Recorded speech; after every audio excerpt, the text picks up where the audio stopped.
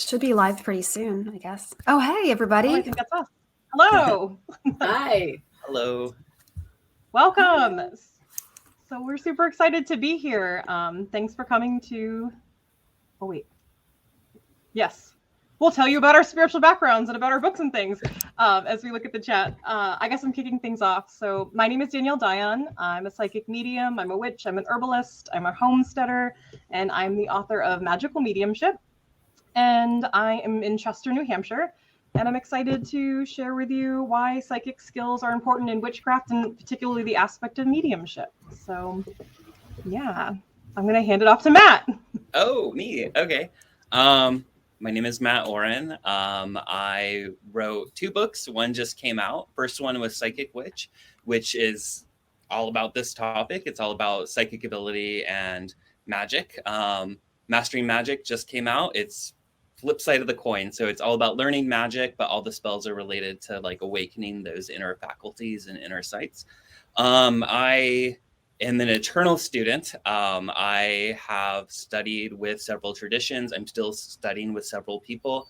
I just love this stuff. I used to be a professional psychic, professional tarot reader. I've retired, as I like to call it, because that closes the door completely so that I can write and focus on teaching you guys how to do it for yourself.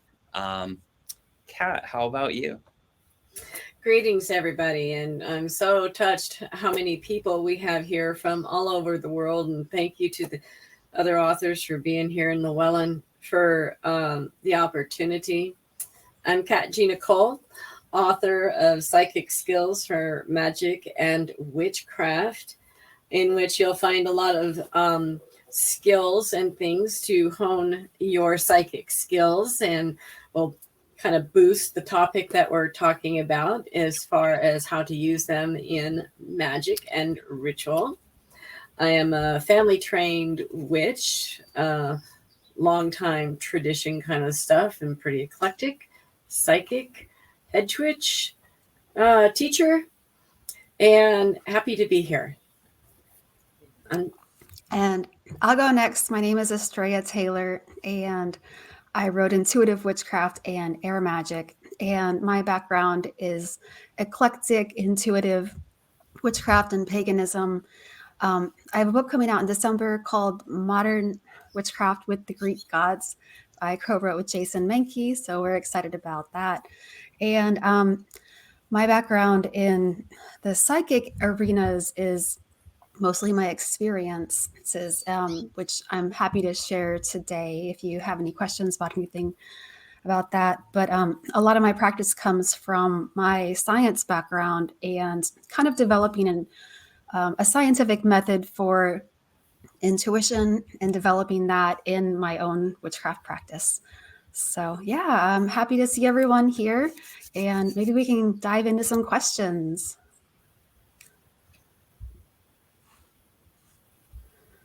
That's a good question. How do we define psychic abilities? I'm sorry. That's okay. Does everyone have psychic abilities or the ability to hone those skills? I think Matt has the best take on this, so I'm going to turn it over to him. Okay. Yes, I do believe everyone has psychic ability. I believe I refer to it as a human birthright. I believe it's natural for everyone. I just believe that in most people it goes dormant, and it takes a lot of work and development for most people to develop that. Although some people are naturally a little stronger at it than other people, just like some people are naturally more artistic or more inclined to be athletic or what have you. I have a very specific definition of intuition. In my cosmology and my witchcraft practice, I have a 3-soul model. So a 3-aspect self, middle self, which is like your talker. This is me right now, gabbing and thinking and processing things. There's a lower self, which is your body, your physical body, your emotions. And then there's a higher self, which is what we refer to when we think of soul. It's divine. It's essentially beyond our grasp, but it's the thing that makes us divine. So for me, intuition is the lower self speaking to the middle self. So it's your animal self, your physical self, your emotions processing information and getting information by means that your middle self may not consciously understand.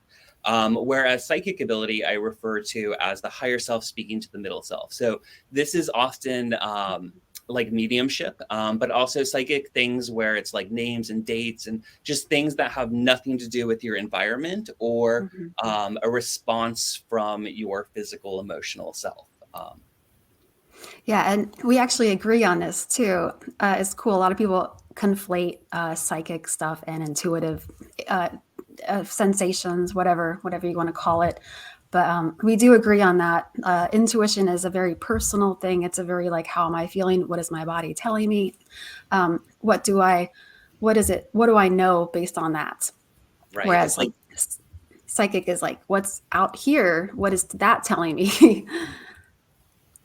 Yeah, I would have to agree with that. You know, I love how a lot of our works are similar, but maybe we use just a little bit different language sometime, you know. And I think that's really good for diversity for people, because people will pick up one word where they don't pick up another. And certainly there is the kind of triune sort of thing in intuition, you know, where you kind of feel here, you know, or somewhere in your body initially, and that's the trigger for your brain to start doing what it needs to converse to you, to convey the messages. It's awesome. That's a good point. Yeah, and I would agree. I feel like looking at the mediumship side of things, what Matt described with the 3 soul model, that's how I often feel we're using a lot of the same abilities that we would when we do psychic development, when we are using our psychic abilities, when we are conjuring and working with our intuition. We can apply that to mediumship in the way that we would connect with deceased loved ones, the way we would make a link with the spirit. And so all of those faculties really help out. And I think they can be developed. I agree. I think everybody has the ability. It's just, how do we fine tune? How do we develop? How do we trust in those processes? Yeah. Jennifer DeVoe Gillis has a question that relates. How do you interpret vague messages? Wow. You know, the first thing I think I hit is meditation. Meditate on it. Matt, what's your take? I'm not sure, because it's kind of a vague question. So I'm not quite sure specifically what they mean about that. I think with psychic development, you know, those messages do become clearer and clearer and clearer. As a witch, I don't talk about this a lot in my books because it's kind of, I'm building, right? I'm building, but when there is unclarity or uncertainty, I rely on spirits. You know, I have a very specific spirit that I work with to be like, hey, go clarify that, or like, you know, go fetch that information, that clarity that I need. But I think psychic development, which does include meditation, is pivotal for that sort of clarity. What do you think, Astria? For me personally, I like divination. I like to mostly get out my cards. I also look at like the landscape as a divination tool. So, and I think that relates back to spirits as well. I think a lot of times they're the ones who are making the things happen for us to see that. So one way or another, that, and even possibly in meditation as well. Yeah, I would agree. So I guess we're all in the same sort of feeling about it. Absolutely. So using divination, whether that be, you know, connected to a particular spirit. And so if you have somebody that you trust very, you know, implicitly for something, that is one way to kind of go about it. But having different divinations that are really clear. So if you are, you know, having vague messages, having a yes/no system or something that's more definitive, then perhaps, you know, cards, which are wonderful divination tools, but sometimes can be a little bit harder to really, you know, if you're on the fence and you're trying to divine it, sometimes it can be hard and you get in your way. But I think those are excellent ways. Vague too. Yeah, totally. They can vague you and be frustrating, and yeah. There's a question about the landscape as a divination tool. That goes back to Irish practice, Celtic practice too, I believe, where they would go on a walk and see what unfolded for them. They would ask for signs, they would ask for portents, omens, what have you, and they would interpret what they saw. And they had some systems. I could recommend a book afterward if you want to contact me. Astria, I have a question. Is that also known as geomancy? Oh, that's probably what it's called. Yeah, the book that I have was written in the '90s, so I don't think it was called that back then. But that's a great word for it. I think geomancy is a very specific type of divination. That's usually, like, to my understanding, done in the dirt.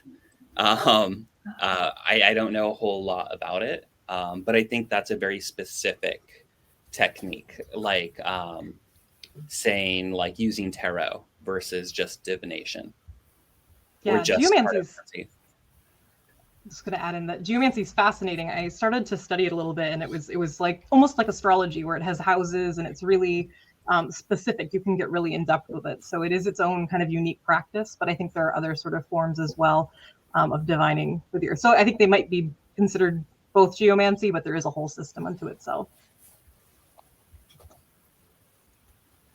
See, we have, well, I think this is for you, Danielle. I would love to know from Jacqueline, how to hone my mediumship skills and get clearer on the messages.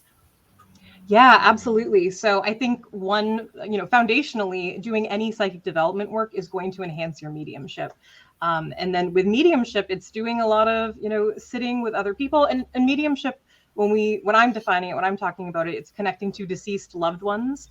And oftentimes it's in the context of reading for somebody else. You can certainly have your own practice where you can do your own sort of personal mediumship with your dead. There's ways to honor your dead and incorporate them into your life and practice.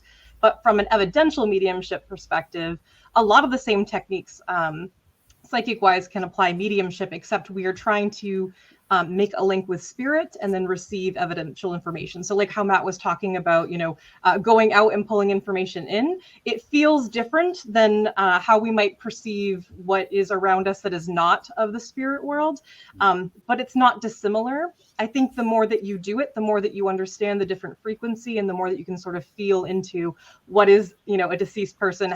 Do I have them here? Is this a back and forth? And then start interpreting those messages. So there's lots of ways to do it, but that's a quick little blah. I would like to chime in and say that Danielle's book is one of the best books on mediumship, specifically if you are a magical practitioner.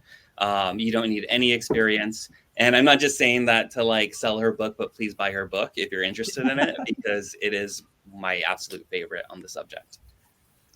My background's in spiritualism, but I am a witch, and so my practice is focused on witchcraft. So I think blending those two traditions, and I talk a lot about that. But if you are a witch and you don't know about spiritualism, might be something to look into. They have brilliant techniques on how to do evidential mediumship. It's a fascinating movement, and that's sort of where I got my footing. But bringing that to your witchcraft is just going to make it so much better, and it just enhances your ancestor work tremendously. So I love the dead. Yeah, Matt, I know you don't have your glasses. There's a question for you. Using your psychic skills and your craft, how does everyone feel these ties together for them? Oh, absolutely. I see psychic ability and magic as two sides of the same coin. And I use that phrase a lot, but it's very, very true. And what I mean by that is that psychic ability, and I include intuition for this, is the reception of energetic information. Magic, I define as the projection of energetic information to create change. So I do believe that they kind of work together in tandem, even when people are unconscious of it. Psychic ability can enhance magic by, doing what I explain in Psychic Witch, which is reverse engineering how you receive psychic input through the clairs, through clairvoyance, clairgustance, clairaudience, all of your senses, and trying to project that into your spell. So if I'm doing, for example, a love spell, and it's just a simple, red candle, or pink candle or whatever, I would sit there after aligning and getting opening up and all that, and, protection and all your basic witchy things. I would sit there and I would start thinking about what it feels like, the type of love I would like to feel, both emotionally and physically. I start thinking about what that might sound like. What are the sounds of love?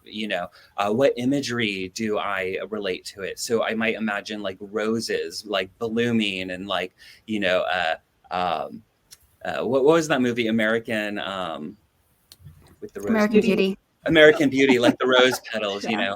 I might think of music if I'm not playing music. But it's essentially taking that information that I would normally like receive as psychic ability and projecting it out through imagination. And I'm a hardcore proponent of imagination. And a lot of our older occultists and witches were as well. Like if you read Doreen Valiente, like, I don't know why this is glossed over, but she is hardcore about magic is in the mind. Don't dismiss imagination. Dionne Fortune was the same way. But I think that like through a magical and a psychic practice, specifically also meditating, you learn how to discern when you're receiving something, if it's purely imagination, like if you're conjuring it or if you're receiving it.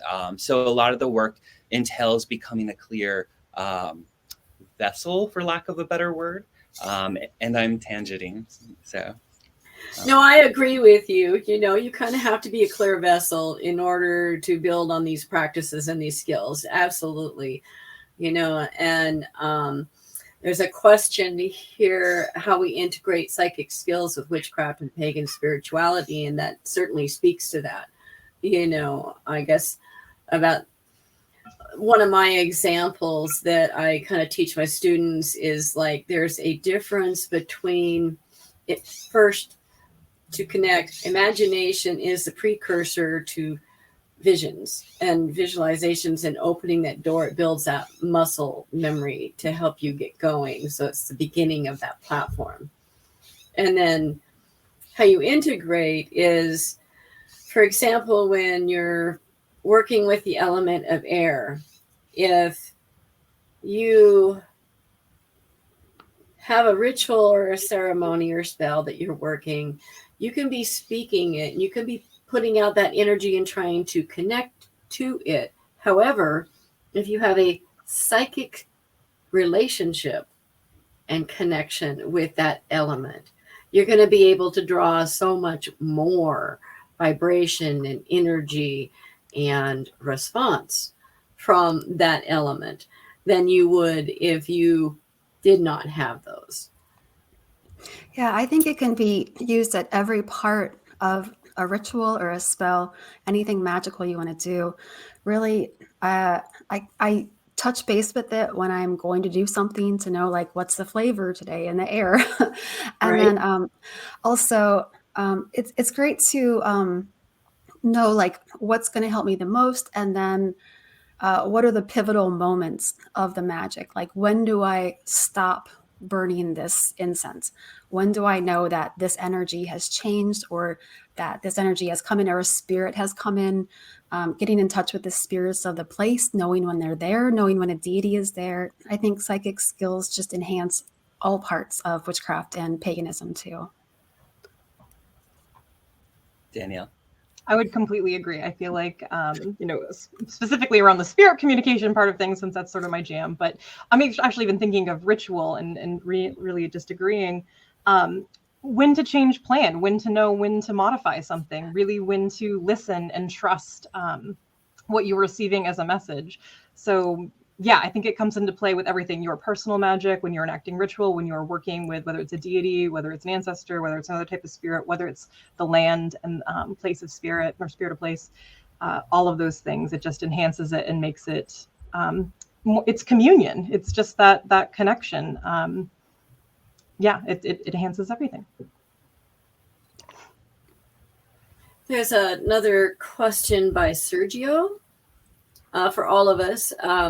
Do you think that psychic abilities can be developed in some way, or must they be innate and cannot be developed by someone who's not born with it?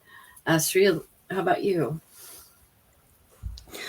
I think that they can be developed. I think we touched base on this a little bit earlier, but I think we all kind of agreed that they can be developed. But for a lot of people, they close themselves off to them because we're taught that in society. It's no fault of our own usually. So I think everyone should develop their skills too if they feel confident in them, if they know how to protect themselves and use discernment and banish anything that they don't want to have happen. And go slow if you need to, but yeah, I encourage that. Yeah, I think that everybody has the ability, and I think that to rise through the levels takes a lot of practice. That's why they call it crafting the craft, practice, and honing your skills. And I agree that I think almost all psychics agree that everybody has the innate ability. And I think that it was probably way more prevalent in primitive man than it is in us today, and I think that a lot of people get surprised by their skill when it pops up all of a sudden, and so the popping up part, I think the biggest question I get asked is, how do you protect yourself from this stuff? Well, as a psychic, spontaneous events happen. You just have to be able to take your protection with you into the event. Matt? I answered this question at the beginning. I definitely think everyone has psychic ability as a birthright, but it is something that closes off in most people naturally. And it's something that can be developed and strengthened through practice. And I think all of our work is based on that. All of our books, all of our workshops, things of that nature. So yeah, if I didn't think that people could be psychic, I wouldn't be writing these books or teaching it, because it would be kind of pointless. It's sort of like saying only certain people can learn how to sing. Some people naturally are better singers. Some people naturally have better control of their ear to voice kind of connection. But anyone can take classes and work to develop that. Yeah, I would echo all of that. But I also think there's a level of commitment to crafting, like you were saying, Kat. For 11 years, I ran mediumship and psychic development groups. And so sometimes, people would go to both groups. Sometimes people were just interested in psychic development. And I loved those groups because a lot of times people, want to believe in this, but they have blocked themselves, or they don't know, it's that want, but am I sure this is real? Is this a thing? And the more that you sit with it, the more that you do exercises, whether that's in a group or just, by doing all the things that we've been talking about this whole time, you'll gain confidence. And I think the more that you feel into it, the more that you receive results, or that you see results, it does strengthen. And I do think you get better. And I think just doing it too. So like what you want to do, if it's mediumship, if it's, reading for other people, if it's using it in your magic, if it's connecting with spirit, do more of it. It's going to make you better at it regardless. Mm-hmm. Yeah, I would have to agree, and there's a question here, to what end should we cultivate this? And I think you just really answered that question. But more specifically, we use these skills not only to enhance our magic, but to help other people. When other people are struggling or suffering, and we can feel them, and we can have empathic compassion and psychic connection with them, it really adds to the healing of other people. Agreed.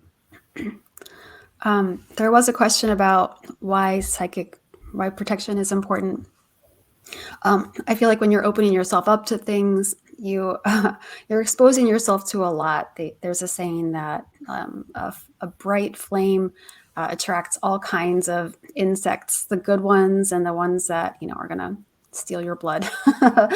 And a psychic protection book was my first real witchcraft book. It wasn't actually a witchcraft book, but to me it was, because there was a lot of stuff happening to me at the time. I was a teenager, and I was seeing and feeling spirits around me and auras and whatnot. So not all of my experiences were good, and I really wanted to be able to stop anything bad that was happening. I think a lot of people are experience that kind of thing as a child or a teen, our hormones are kind of going. I learned early on how to banish a spirit because it was important to me. And I learned how to discern if the spirit that was telling me all these wonderful things was actually a real one or not, and to not just believe every spirit who says something. And Danielle, I'm sure you have a lot to say on this as well. Yeah, definitely. So I would agree with you. I think psychic protection is important. I think having lived in the witchcraft side of the world, magical world, and then also in, spiritualist communities and others, and I'm not, poo-pooing any process, but I think some focus more on protection, some don't at all. And I think that's where we can sometimes get into trouble. So I do think it is important. When I'm doing mediumship with folks, we are setting that intention that it's, healthy and well ancestors that are able to come forward. And exactly that, you want to know and be able to discern when you have, something here that is not quite what you invited in, or what you are wanting to connect with. And that doesn't mean that, it's evil or it's terrible or bad. It's just different. And you would connect with that in a different way. So making sure your intent matches the expectation and what shows up when you're doing this work. I have a couple of thoughts on this. So Doreen Valiente has this amazing quote in one of her books where she's like, oh, some people say that like witchcraft and occultism, and it would also include psychic ability, is dangerous. And she's like, it's absolutely dangerous. So is crossing the street. But if you don't try, you're not going to get very far. And a metaphor I like to use is driving, right? So like, you can be a good driver, you can have a lot of experience driving, and nothing will ever happen, but if you get cocky and stop wearing your seatbelt, there is that chance that you are going to run into something and hurt yourself. And aside from like protection, like related to other entities, one of the things I really try to focus on in Psychic Witch, from even my own trials and errors, is this idea of protection in the sense of creating that sort of safety for you to engage in the energy, so that you don't fry, that you don't burn out. So I like to liken it to like water. So, you can go swimming, but if you go deeper, you're going to need a scuba diving gear set. You go even deeper, you're going to need like a submarine so that you aren't crushed to death. So both magic and psychic ability, like as you get into it, like you do need to have stronger protections and stronger practices to kind of lay that foundation. However, getting to those depths are very, very extreme for most cases, for the average person. But that's also why I try to place such an emphasis on the ability to also turn it down. Because a lot of books growing up talked about how to like open up your psychic ability, but they didn't really talk about like, how do you close it down, or how do you like turn it from a screaming volume to like something that's like, okay, like this is bearable. Because sometimes you do have to shut it off, or else there's lots, there have been times when I can't sleep because, like spirits are just like, da, da, da, da, da, da. And, you have to learn how to like shut that off. And that is a form of protection too. Anything that is a boundary is a form of protection. And that includes boundaries with yourself and your practice. You bring up an excellent point, Matt, and I tell people, you can say, no, not now. Human here. I need to function. I don't think a lot of people realize that they can say no, or say not now. And we'll come to this later. I don't think a lot of people realize that whatever protection that they have on the outside out here, they can take into those events with them and use them there. So that's awesome. And I think probably protection and how to dial it down, like you were talking about, is like the number one questions that I get, And I love that because, those other older books weren't so great. I don't recommend the book that I got all those years ago, but we have more intelligent ways to communicate about these concepts now. And I love that. I love that we can develop this even more in this modern age even. Yeah, absolutely. Yes, I do love that too. It's been amazing how we can connect. I mean, look at us today. Yeah. Yeah.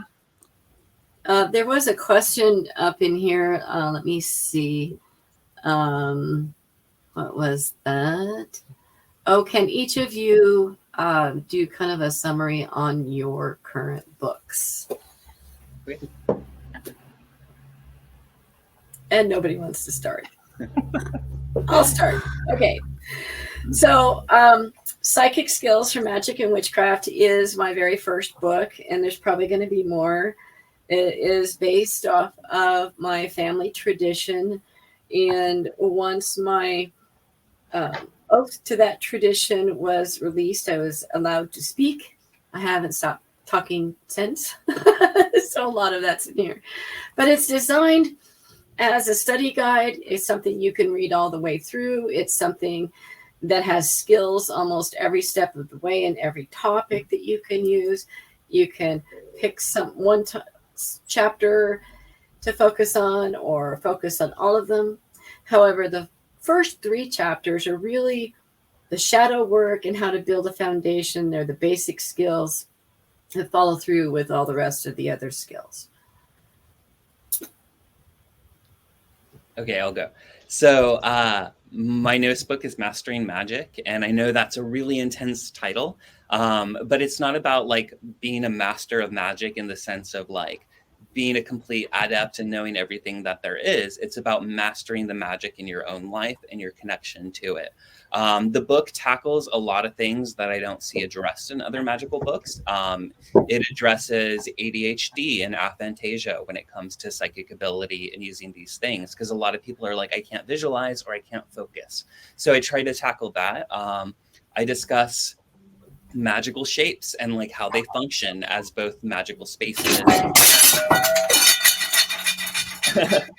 Goodness, sorry.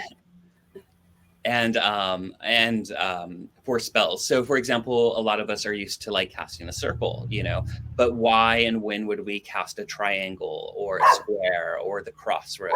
And I dive into that. I also dive into a lot of like energetic functions of things that are not normally discussed in depth to try to give a better understanding. And of course, it's a spell book with tons of amazing contributors. Some of my favorite magical people. So that's kind of in a nutshell. It's kind of a sequel to Psychic Witch, but kind of not, because it can be a standalone, but it is recommended to read Psychic Witch first. Laura Tempest-Croft recently referred to her Sigil Witchery and Visual Alchemy as siblings, and that's very much how I feel about these 2 books. Like they're siblings, they're related, but one isn't necessary for the other.